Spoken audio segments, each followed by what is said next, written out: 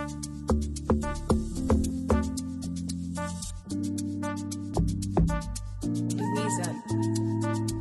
guys, welcome to another episode of the Deep Talk Podcast D2P. You already know what it is, you already know the vibe. Let's go. The question of today is, do the people you consider close family or friends actually make you feel loved, appreciated and heard?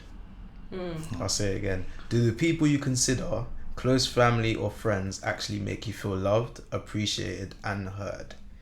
What would you change? So firstly, do those people make you feel loved, appreciated and heard? Let's tackle that first. Wahala. It's deep, you know. Yeah, good talk. You know, I won't say not necessarily all the time. People we love, people call close friends. It's not necessarily all the time. Sometimes these people, they don't see us sometimes. But sometimes at the end of the day, it's different though. For family it's different, for friends it's different. For friends, if at the end of the day, if I see that after years of battling with the friendship, nothing is coming out of it, I can just thank you for your friendship. God bless you. I pack my load, you pack your load. Goodbye. And then after years we go. But with family, you necessarily cannot live without them. You cannot be like this, especially when it's immediate siblings and very close relatives that you always come across in life. So, but sometimes those are the people that even hurt you more in life. Yeah. So, but what would you change? All that change, really, I can't change anything from their end. For me, I'm a man of love. I just keep loving people, you know, and I give the longest room to everybody. My friends, my family. Like, sometimes it's not easy.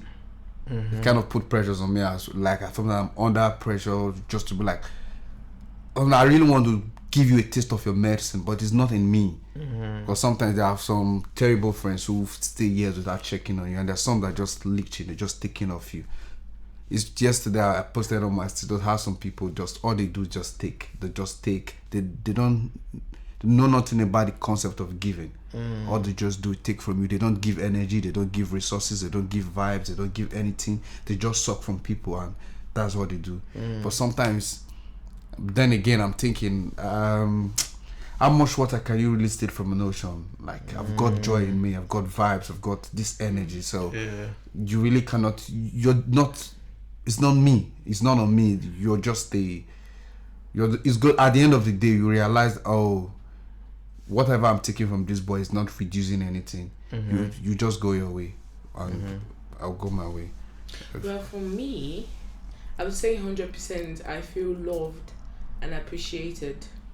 But when it comes to heard, I don't really think so, because I feel like everybody around me has an impression of who they think I am. And because they have an impression of who they think I am, I feel like they always filter me through that impression. And sometimes I want to be someone different in that particular situation, and I'm screaming out, trying to reach out. But I feel because they already have an impression of who they think I am, they don't see me. On so many occasions, I've not really felt heard. For example, when I gave birth to my baby, because I'm always seen as the strong, intelligent, can handle it all kind of woman, I felt like nobody stopped for a second to say, okay, what if she's actually dealing with a lot? What if she's actually struggling? Is there any other way we can support her? Even if she wants to do everything herself, what if we can actually like hold her by the hand and drag her and say, we're going to help you whether you like it or not? Because sometimes we need to be put in such a situation, we need to be dragged to be helped. I know it sounds like, oh, it's none of my business, it's your life. If you want to help yourself, you help yourself. But I feel like sometimes you need people that can tell you, listen, either we help you or you're going to destroy yourself. So you have to accept our help. And it's not just say it in passing, like, you know, when you look someone in their eyes and tell them, I am going to help you, and there's nothing you're going to do. Really help the person. And I'm sure if somebody had said that to me, I would have broken down in tears mercilessly, because I felt like I always had to put up this facade. Not facade, because I know I'm a strong person, but it's not every time I want to be a strong black woman. Sometimes I want to be heard, I want to be seen. But when it comes to love and appreciated, I do feel that way. So if I was to change something, I feel like my family and I don't really have a lot of friends anyways, but I feel like they should see me for who I am at that very moment, rather than who they think I am, or who they think I was, or who they think I should be, whatever I think. Don't you think conversations like, because what, for example, when you see, if you come to our house, when I mean a house, to like where we live, where everybody lives, we all know our address. So, but when you come to our house, you can see Shini as a very reserved person that doesn't say anything, that is wicked, that is he can come across, he gives a vibe like I don't care about what you're, you know, when someone says stay wicked, he gives the vibe like I don't care, I'm all by myself. But not until you get to know him, but like, this guy's actually a very soft, loving, caring person. You're like that. And so sometimes I feel like in that shell, you have to also live that your comfort zone, so that people can see there. But for example, if you see me, people think I don't have problems. Generally, people just think everything is always going on well for him. It's because of the way I present myself. But when people get to know me, they're like, so you have difficulties. So people think I'm the most loving, caring man in the world. People think I never have problem. People think I probably should have like 60-70k in my account right now. People think I have everything going on well. It's just how I see life and how I move. There are people I have a colleague at work that call me Mr. Happy. He said he's trying to see me unhappy. He says, this place is crazy. Why come you're always happy? I'm like, I don't know, I'm not happy. He said, you are happy, you are laughing. I said, I'm not laughing. He said, you are laughing, I can see you are laughing. But when people get to know me better, like, so you actually have this stuff going on. I understand what you're saying, but I don't know if anybody has watched the movie Get Out, where the black guy and the whole sticky situation. You see how he was looking with his eyes, but he was like falling down that deep black hole where he was trying to reach out, but he was not getting across. That's how I feel when I'm being seen but not being heard, because I feel like I'm trying to reach out, but because there's this facade of how, because I don't think it's something communication can break, if I'm being honest, because sometimes it just means you seeing the person for what they are. For example, if you were to strip Lillian away, you would always have a woman that's had a child for the first time and doesn't know shit about, that doesn't know anything about what she's doing. Regardless of whether it was Lillian or not, there will always be a new mom that is stressed about everything, that doesn't know anything she's doing. So I feel like that's what I'm saying about not being heard, because if you strip Lillian away, you will see this new mom that needs help, whether it's Lillian or a weak woman or a strong woman or whatever you call them. There's that factor that is a woman first child, don't know anything about what's happening, is a young mom, needs help. Doesn't really know, like, you haven't done it before, so you haven't experienced. I think for me it's the opposite. I feel like I'm heard but not loved and appreciated. That's it. Because I would love you too much. Because what I realize is I don't really have that many conversations that I should have. Like, when I say something, people actually listen and then take steps to doing it, or take steps to help or whatever. But I feel like with the way I am and the way I move and the way I handle certain situations, like, family just kind of expect me to do something, or expect me to handle something, or expect me to sort something out. Do you get? Like, I'm just expected to do this, expected to do that, and then when I do it, it's like nothing, like no appreciation, no nothing. And then on top of that, I feel like instead of like people taking stuff off my plate, it's just constantly people adding things onto it and then expecting me to sort it out. And it's like, I'll sort it out, but then there's a line where, okay, I'm doing too much, you guys can step in and be proactive and do certain things. And I feel like I don't get that. It's just constantly oh, Chinedu handle this, Chinedu do this, Chinedu go here, Chinedu, do you know what I'm saying? And I'm the type of person who's proactive and I sort things out. So when I see it, I sort it out. But then at the same time, I feel like the people around me can step in and do things as well and take stuff off my plate and handle it themselves, for example. That's why I don't feel like that. Like, but didn't you say because you're the only man that doesn't, in that that situation? doesn't matter though, because in a work setting, the manager doesn't handle everything. Like, cool, they handle the most important things, but the employees, when they see something that they can handle, they do it like this. And there's simple things that everybody can do and just see and do, where I do that, but then nobody else does that. So but, and I don't feel like for me that's what makes me feel that way. For somebody that's so reserved, it would be difficult to show you love and appreciation without feeling cringed about it. For example, if you do something for me, if you do something for me, but you can say thank you though. Yeah, definitely. Or you can do it for yourself. No, because what if I need you to step in at but that most, moment? But at most times you don't need me. You just know that I will do it, so it saves you doing it. That's what it is most of the time. No, because it's not something. It's not major. It's not major conversations. What you're talking about? I don't want to give examples. But all I know is, imagine we're all in a room, and for example, we all see something that we all know how to handle. It's a very simple. It's not complicated tasks I'm talking about. If I see it, I'll go and sort it. But then, if you see it, you will tell me to go and sort it when you could sort it out yourself. That's what I'm talking about. You see the thing, like I think it's a matter of expectations. That's what I was saying at the beginning. Most people just expect me to handle everything that goes on, and then even when I do handle that, there's no appreciation for that.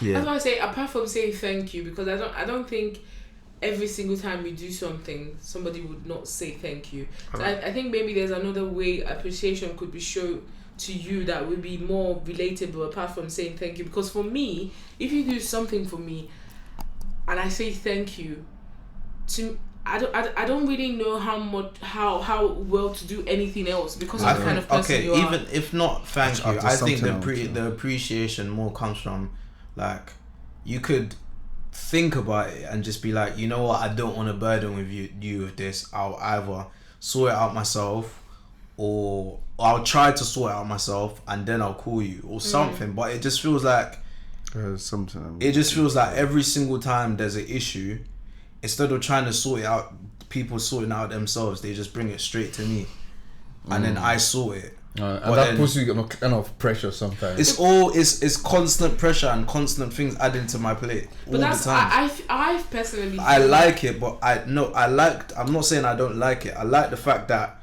I'm just becoming a person that people can bring their problems to me and I'll sort it out. But then there's also a line where it's like, it's too much. Thank you. But that's then I feel like I'm in the same situation because there's so many things that everybody just says Lillian will do it. Because again, it goes back to who they think I am, or who they think I should be, or who they think I was. So it's always that Lillian will do it, Lillian will make it work, Lillian has a solution. So there's so many things that are consistently added to my plate that I don't think should be. That's why I understand, but I don't think it's enough to not make you feel loved and appreciated. But the thing is, there's no way we'll not say thank you for everything you do. No, but it is though, because you expect me to do the world for everybody else, but then when it comes to doing something for me, nobody's ready. But why I understand what it's saying is that, and I ask for little things. And why I understand that is sometimes, you see, appreciation goes a long way. Nobody's telling you to build anybody a castle. Come and build big house for me, or lie down. People will say thank you. No, not just sometimes. But I'm not just saying thank you now. I'm sure I've explained more. That's what I'm saying. That's why I asked you. Is there any other way the appreciation can be put forward? Because I gave myself, I don't know how to appreciate you. I feel like people. All I'm saying is, when it comes to me doing something, I feel like people should respond as quickly as I respond to them doing it. Like, even if you don't want to do it for me, just tell me early so on. you're you saying don't wanna do it. reciprocation. Reciprocation. Yeah. If you don't want to do something for me, just say it on time. If you want something done for that, I want to do something, say it on time. Give That's me what I'm saying. information, like, Because sometimes, like when it's talked about appreciation, I understand it sometimes. There was a time, especially when you feel like you're giving more than you should give, and sometimes appreciation is not just thank you. Anybody can say thank you, and remember, thank you comes in different demeanor. I can say thank you, and I'm not telling you thank you. There are thank you that doesn't look like thank you. Just thank you for the mere thank you sake. There are some that actually thank you because I appreciate what you've done. So when you appreciate people that go extra mile or to do things for you, people that are always there, it just gives them like, it gives them knowing, I'm seeing this thing I'm doing is not I'm not trying to overdo anything. They understand it and they appreciate it. It gives you the energy to do more and the courage to do more, want to do more for people. For example, you go, all right, maybe for example, I'm coming from, Chini, can you pick me up from work today? And you're, all right, cool, I'll come and pick you up. Even if when it comes to pick you up, not just thank you, Chini, like, you're my younger brother, I can call you to come and pick me. There are people that actually feel like that, entitled. I can feel entitled, like, it's my brother, you have a car. That's what happens a lot of times. Yeah, so that's what I'm saying. But that's how family is. Like, yeah, just so that's entitlement. Like, and my what I've come to learning is just like being comfortable with saying no to certain things. Like, I shouldn't have to do everything. If I don't want to do it, then I'm not gonna do it. But also a battle that I'm having is like, I don't want to say no because I want to help you. But then if I say yes, it creates another problem. So I should just say no. Do you get? So it's a difficult situation because families are very entitled. So, and you know the part of the world we came from. The part of the world we came from is you've now made even more entitled. You are doing is a cloak you are doing something and it's almost as if you're not doing anything. So I understand that. You're doing something and it's as though you should. What more could you have done? You like it, no matter what you do for them, it will always be, but you didn't do this. That, and it's like, I've gone out of my way to do something for you, and then you're gonna tell me I should be happy that I've done it for you. But that's not really how it works. Yeah, I've sacrificed something else. They never say the sacrifice. That's like, that's what gets to me sometimes. And that doesn't make me feel loved and appreciated. And in terms of friends, I only have like very 2 friends, and those friends is because I feel loved and appreciated by them. Because when I had loads of friends, when I was going through problems, none of them was there for me. They just wanted to gossip about their own lives or talk about girls or this, that, the other. Do you get? But when I remember very vividly, for the first time I actually said, okay, cool, I want to invite all my friends to my house and for my birthday party, and loads of people didn't come. And I was like, cool. From there, I know who's actually there and who isn't, because I don't really celebrate my birthday. Yeah, so surely when you know what I'm saying? So when I do it, them lot should be there. That's another thing. See, with friends, that's where I struggle with people that have a lot of but friends. The thing with friends for me, like, friends for me has been a very major part of my life journey. I went to a boarding school when I was 11. I wasn't there with... I feel like you carry all these people that have so many baggage. But the thing is... Everybody has everybody has... This level of baggage... Well, listen, do you deal with all that baggage? He don't... That's the thing. Let's go. Let me explain something to you. You see, with why I'm a bit big on friendship like this. Because whether you like it or not, the people that have showed up for me more in my life are friends than family. Yeah, same. Same. I remember. How do we have just 2? Because how do I explain it? My friends, the 2 friends I have showed up for me more than my family. But there are loads of people that I know that have showed up for me less than my family. So do you get? So 11, I went to a boarding school. Trained to a boarding school. The next day, you don't have, your dad is not there, your mom is not there, your brother is not there. You're mixed with all these people that you don't know. And from there, you start meeting every kind of person. You meet the good ones that would stick with you forever. There are some friends in secondary school that we did some stuff together, and we say to ourselves, nobody should hear about this thing.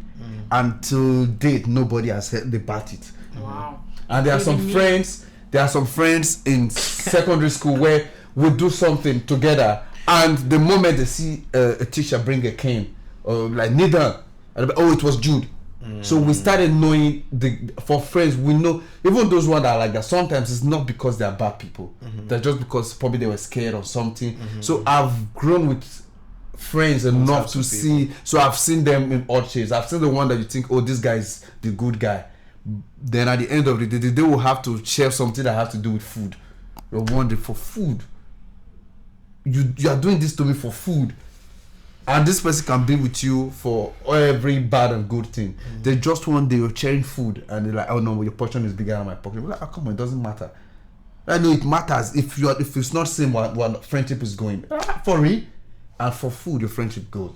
And there are some that from my best friend, I knew we've been friends since 2002 till date.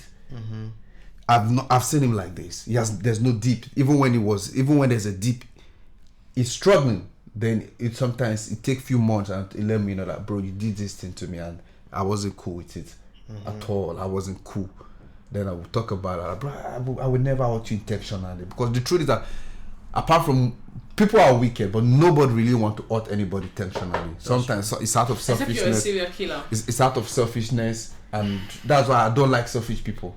Because when you're selfish, you just hurt people intentionally, unintentionally. Because you're trying to save yourself. It's not because you're a bad person. So I've mixed up with this kind of people. So I'm big on friends. I've seen good ones. I've seen bad ones. I've seen this thing. Imagine 11 years, I didn't know anything. I was a young boy. So from 11 to 17 to 16, I was living with strangers as family. I get what you're saying, but how do you drag along the baggages of all these people? No, but that's what I'm saying, like, with your own life. That's what I'm saying, like. But he's had to do that from young. No, but even if it's from young, surely you should get to a level where you're like, this is too toxic. I'm not, when I'm talking baggage, I'm not talking about the natural baggage that you have and she has and we have and they have. What I'm saying is, remember, me and you are similar, right? But we wouldn't be able to handle that level of, because I can't. But Jude can still function. And let me give you an example. You call yourself my friend, and then you don't speak to me for like 6-7 months, and then you send me a message, oh, I want to buy a new phone, or I want to buy a new jacket, can you send me so amount of money, this is my account number. Scrapped. That instant scrapped. I will not be like, oh, I'm sorry, I don't have the money, but I can see what I can do, blah blah blah blah. I will scrap you in that instant because you're not a friend. But to Jude, that person might be a friend. For me, that person might be a friend, but you see what people do. I keep trying to explain to people. In friendship, we all have levels. I think we should first define what we mean by friendship. There are people that are your friends. There are people that are not your friends. There are people that you just know them. You talk to them. And generally, because I'm a nice person, if you ask me for something and I can give it to you and I can help you, sometimes you don't have to be my friend for me to help you. If I can help you, if you ask me for something that I think I have. So what do you define friendship as? Friendship. Do you know what it is, to just stay on topic a bit? I'll ask that question again. For me, what I would change in that whole like being unloved and appreciated situation is just me saying no more from the jump. Like that's what I would do to change. If somebody asks, for example, that thing that you just brought up now, the phone thing, I'll just tell you no. That's it.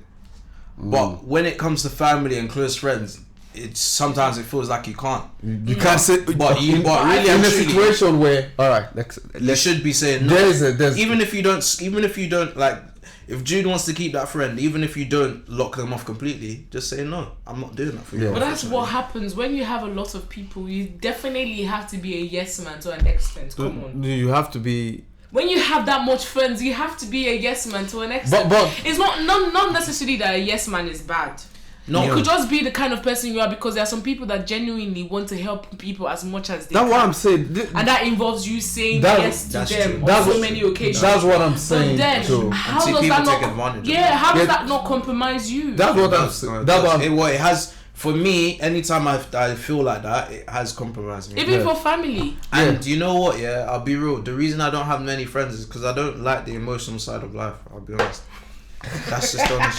So how can your family? It's too hard. It's too for me to deal with like being, like for someone not to pull through for me or someone to do me dirty or that. Jude like just carries on and gets over it quickly. For me, it's too hard to deal with. When somebody doesn't pull through for me, my first instance is I'm locking you off straight away. We're no longer friends. But you see, but like that's how I prefer the work, not work relationships. How do I put it? Or business relationship. I just prefer straightforward relationships where it's like okay, you do this, I do this. I'm friends with you because of this. I know you because of this. Simple as. I know not to get too close to you. I know who I'm close with, and it's know like who a I'm not close symbiotic relationship. We're gaining from each other, and we understand what we're gaining. And there's boundaries, clear set boundaries. Yeah. But when you have really personal relationships, emotions have to be involved.